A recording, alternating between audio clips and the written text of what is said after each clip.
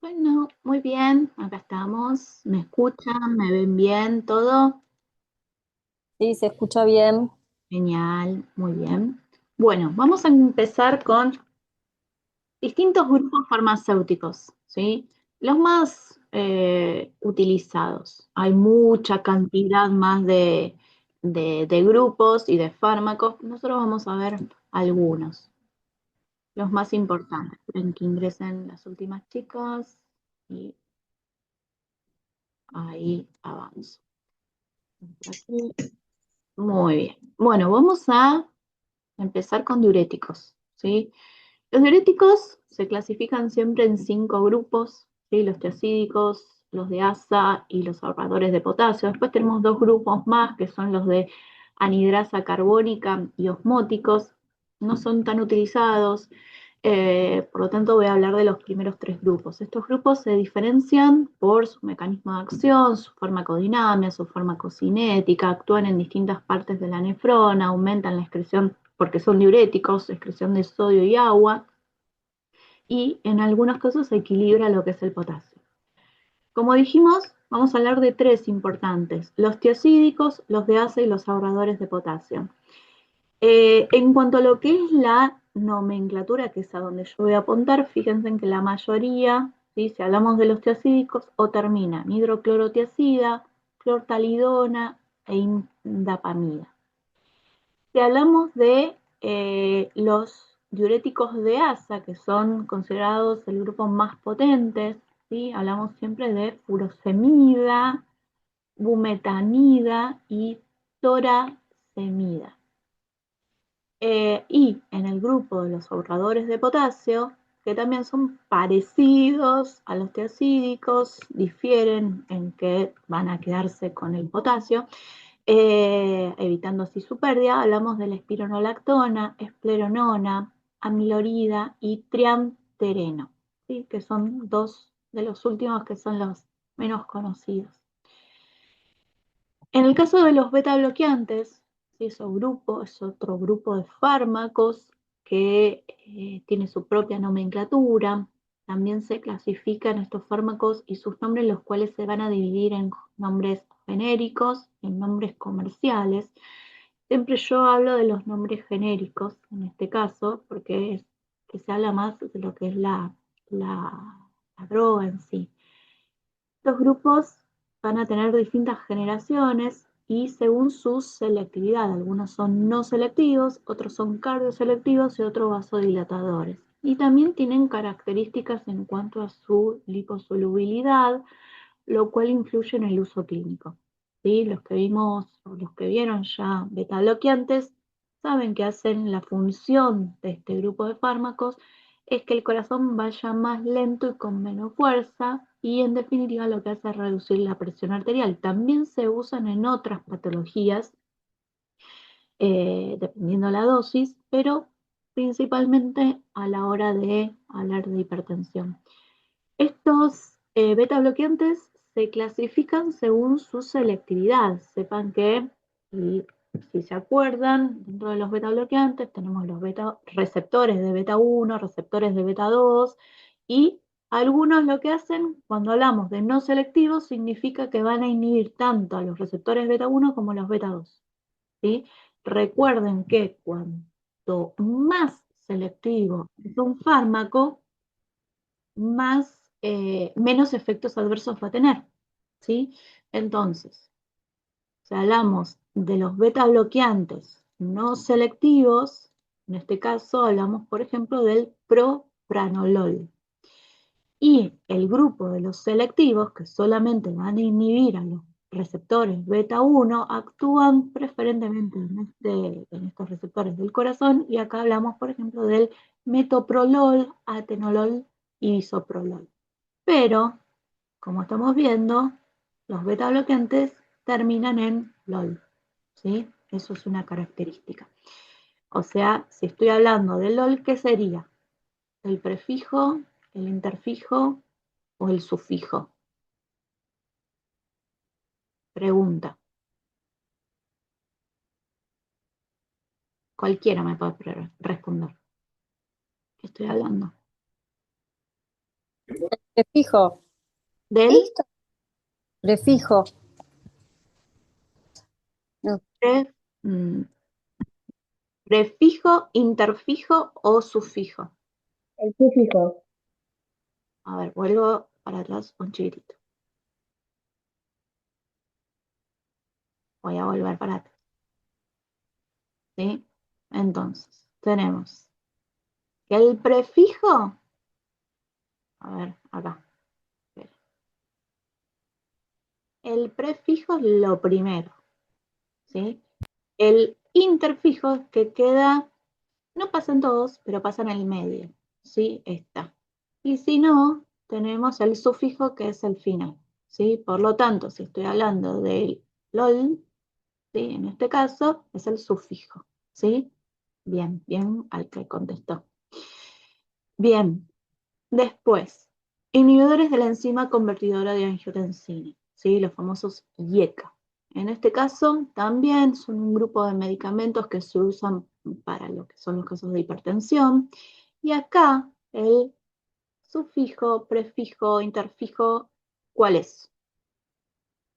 ¿Qué les parece? ¿Qué sería? Si estoy hablando de benacepril, captopril, enalapril, esto último, ¿qué? Bien, El ¿sí? sufijo. Ahí está, ¿sí? Bien, perfecto. Ahora, cada uno de estos fármacos, de nuevo repito, estamos hablando en general, ¿sí? Cada uno va a tener su propio farmacocinética, farmacodinámica, bueno, integran los que son los IECA, ¿sí? Que es importante, pero ya sabiendo cómo termina, que todos terminan igual, el PRIL, ya estamos hablando primero que está dentro del grupo de los inhibidores y si se acuerdan lo que hace, ¿sí? Ya ahí tienen bastante información. Los ARA2, ¿sí? Que son los antagonistas de los receptores de angiotensina 2. También, estos lo que tienen es que se caracterizan por la terminación de sartán, que facilita esta identificación dentro de la clase de los fármacos. Y acá tenemos, vamos a hablar de los sartán, valsartán, iversartán, cambesartán, ¿sí? Todos terminados en sartán. Entonces estamos hablando, si yo tengo en mano una literatura de un medicamento, no importa la marca comercial, o sea, no importa, le importa el laboratorio, yo la tengo que vender como eso, pero ¿sí? Si yo veo que esa droga termina en sartán y está dentro de los ARA2, y ahí yo puedo hablar un poco más de lo que significa ese grupo, ¿sí? Benzodiazepinas, ¿sí? Entramos ya a lo que son las drogas, las psicodrogas o psicotrópicos en este caso. Y estas, las benzodiazepinas, incluyen su nombre sistemático que describe sus estructuras químicas, nombres genéricos y comerciales que son más conocidos con la terminación de PAM, LAM o SAM. O sea que tenemos tres finalizaciones. Y acá podemos hablar de diazepam, alprazolam, clonazepam, lorazepam, ¿sí? Que son los sufijos. Si hablamos del nombre sistemático, ¿sí? De su estructura química, es larguísimo, ¿sí? Fíjense, en el diazepam estamos hablando que es el nombre químico, sería 7-cloro, 1,3-dihidroxi, 1-metil, 5-fenalil, fenil, 2H, 1,2-benzodiazepin, 2-ona. ¿Sí? Sería una locura estar hablando de todo este nombre para solamente nombrar al diazepam. ¿Mm? Bien, vamos a los antibióticos. Otro gran grupo de medicamentos, de fármacos, que van a tener su estructura química, ¿sí? Como por ejemplo los betalactámicos, que incluyen las penicilinas, las cefalosporinas, y después tenemos otros grupos más, ¿sí? Los que vieron conmigo, que estuvieron viendo en el curso de matriculación antibióticos, saben que hay muchas clases de grupos de antibióticos según su composición química, y acá podemos hablar, por ejemplo, los que conforman los beta-lactámicos contienen un anillo de beta-lactámico en su estructura, ¿sí? Y podemos nombrar a las penicilinas, ¿sí? Amoxicilina, ampicilinas. Después tenemos el grupo de las cefalosporinas, ¿sí? Como las cefalexinas. Después tenemos carbapenémicos y monobactámicos, que incluyen el imipenem o también el astrionam, el grupo de los macrólidos, eritromicinas, acitromicinas, tetraciclinas, doxiciclinas, minociclinas, tetraciclinas, aminoglucósidos, streptomicinas y gentamicinas, y de los glicopéptidos, vancomicinas y teicoplanina. Algunos son más conocidos que otros, pero también tiene que ver con esa composición química de los antibióticos. Ahora bien, todo este arte de interpretar los nombres genéricos, ¿sí? Implica entender cómo estos elementos se combinan para formar un nombre coherente o cohesivo. La estructura de los nombres genéricos se basan en reglas, lo que facilita su comprensión incluso para aquellos que no están familiarizados con la terminología. Y estos grupos o estos nombres no solo brindan información sobre la función de los medicamentos, sino también herramientas esenciales para evitar confusión a la hora de la prescripción y la administración. La decodificación de los nombres genéricos es una habilidad vital para los profesionales, ya que les permite tomar decisiones informadas y garantizadas en la seguridad del paciente. Y acá vamos a hablar un poco de estas diferencias regionales y multilingüísticas. Y vamos a hablar de este mapa global, de las nomenclaturas. Y descubrimos una realidad fascinante. Los nombres no siempre son lo mismo. A medida que cruzamos fronteras, nos encontramos con variaciones de nomenclaturas que reflejan diferencias culturales, lingüísticas y normativas. O sea, en cada país quizás hay alguna variación. Las variaciones de nomenclatura pueden abarcar desde diferencias sutiles hasta cambios significativos en los nombres de los medicamentos. Un medicamento conocido bajo un nombre en un país puede ser llamado de manera completamente diferente en otro. Y esto puede llevar a confusiones en la prescripción y en la administración, lo que le da importancia a la comprensión sólida de los nombres genéricos y químicos. Por lo tanto, a pesar de estas variaciones, surge una pregunta que es crucial. ¿Cómo logramos una comunicación efectiva en un mundo cada vez más globalizado? Y acá es donde surge la nomenclatura multilingüe. Esta nomenclatura multilingüe es una respuesta ingeniosa a estos desafíos de las diversas lingüísticas. Y en lugar de depender de una traducción que puede ser imprecisa o confusa, se utilizan nombres genéricos y químicos estandarizados. Esta práctica no solo garantiza la comprensión universal, sino que también reduce el riesgo de errores debido a males entendidos lingüísticos. Estos desafíos, ¿sí?, en la nomenclatura se basan en la coexistencia de diferentes nombres para el mismo medicamento y pueden dificultar lo que es la identificación precisa, la recopilación de datos en estudios médicos y la farmacovigilancia. Por lo tanto, la nomenclatura multilingüe requiere un equilibrio delicado entre lo que es la estandarización y el respeto por las identidades lingüísticas y culturales. Por último, el enfoque interdisciplinario de la colaboración de ámbitos médicos llevó a lo que es hoy en día la tecnología moderna con los sistemas de información de salud electrónica que desempeñan un papel crucial al permitir la traducción y la comprensión precisa de los nombres en diversos idiomas. ¿Cómo es este impacto, ¿sí?, de la nomenclatura? La identificación precisa de medicamentos.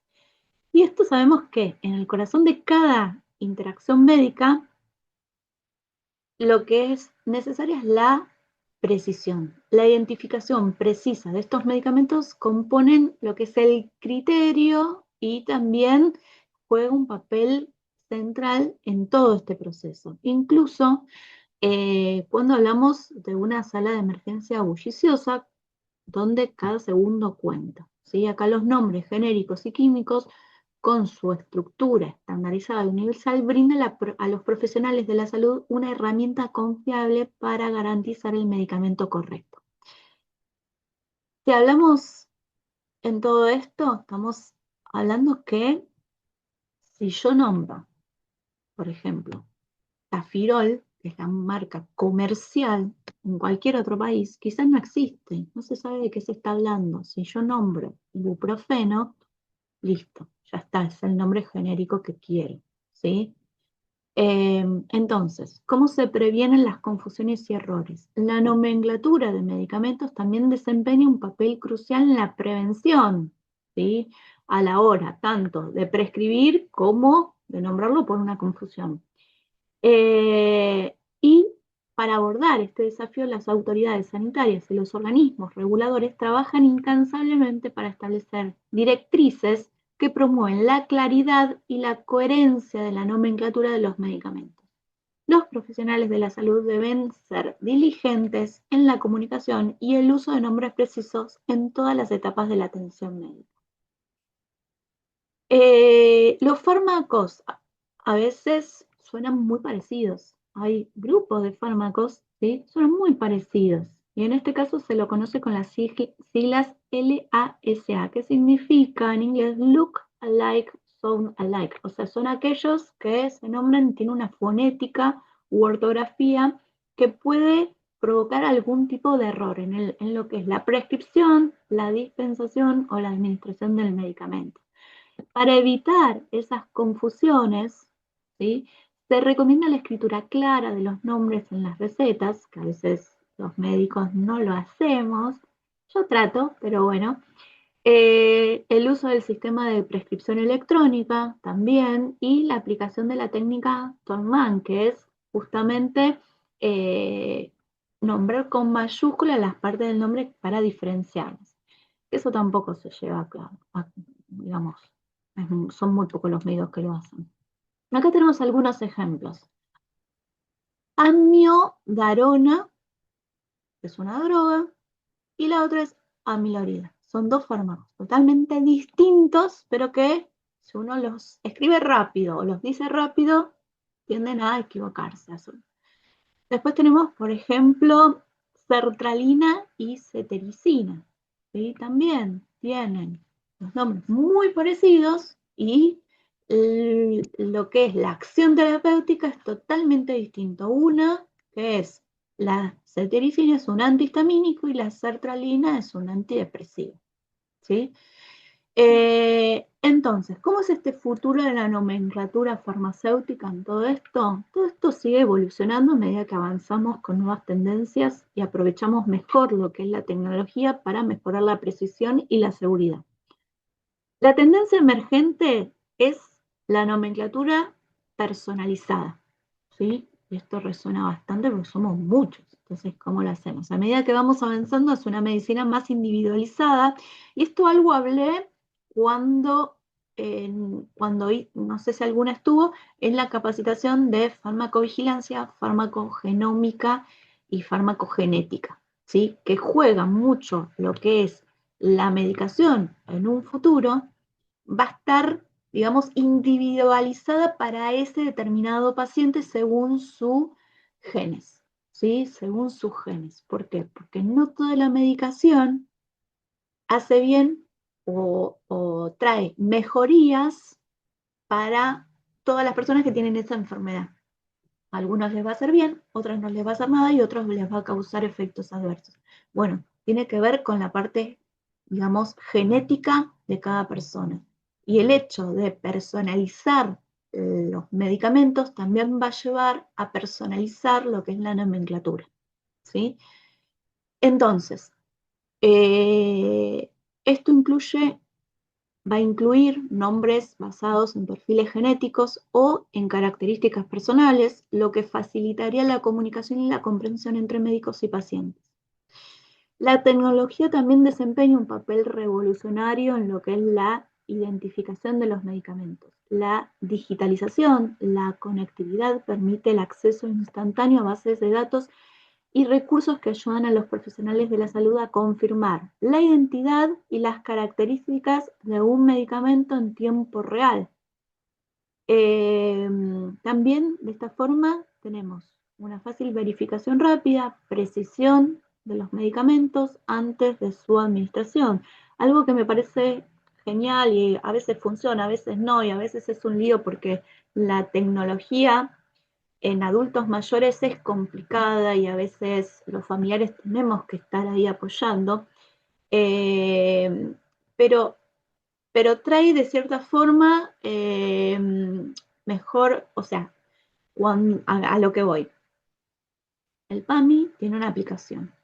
Cuando el paciente, el adulto mayor, va al médico de cabecera, le va a recetar distintos medicamentos, antihipertensivos, antidepresivos, diuréticos, betabloqueantes, nombre algunos que estuvimos viendo, y en el perfil se baja en la aplicación del PAMI, ¿sí? Y en un lugarcito aparece la medicación de cada paciente, ¿sí? Entonces, uno teniendo su celular, entra a su PAMI y va a la parte de medicamentos y ahí están, digamos, escritos todos los medicamentos que ese paciente utiliza. Algunos los va a utilizar de por vida, algunos otros no, porque eso seguramente van cada tanto tiempo al médico de cabecera para ver si sigue tomando o no la medicación. Pero aparecen ahí escritos. Muchas veces los adultos mayores tienen una receta en mano, ¿sí? Que casi ya ahora no se utiliza porque es electrónica, y no sabían qué medicamento estaban tomando porque no entendían la letra del médico o mismo el farmacéutico donde iban no entendían y le daban otra medicación que nada. Bueno, esto simplifica totalmente todo esto, tanto para el farmacéutico como también para el propio paciente que sabe qué está tomando, porque va a decir el nombre, digamos, genérico de ese fármaco. Después, en la farmacia, hace el del trabajo de los APM, sí, cuáles tienen mejor marketing, cuáles no, eso no importa, pero la idea de que el paciente esté tomando el medicamento que corresponde, ¿sí? Eso también es importante, es lo mismo que la dosificación, ¿sí? En lo que es la aplicación del PAMI aparece todo como corresponde, ¿sí? Eso simplifica muchísimo.